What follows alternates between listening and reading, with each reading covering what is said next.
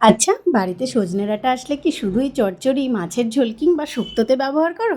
আজ আমি সজনে ডাঁটা দিয়ে তৈরি ভীষণ টেস্টি একটা রেসিপি বলছি।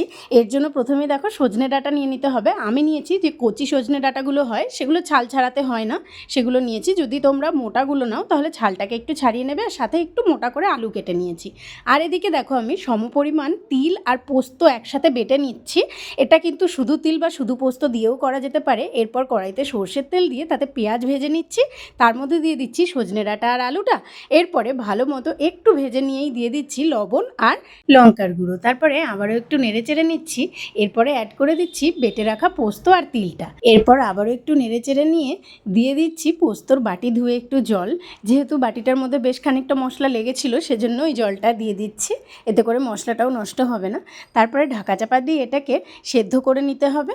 আর যখন দেখবে আলু এবং ডাঁটা ভালো মতো সেদ্ধ হয়ে গেছে, তখন এইভাবে খুন্তি দিয়ে নেড়ে নেড়ে একটু মাখা মাখা করে নেবে আর একদম শুকিয়ে নেবে। তারপরে এটাকে নামিয়ে এনজয় করো গরম ভাতের সাথে, ভীষণ ভালো লাগবে। দেখা হচ্ছে পরে।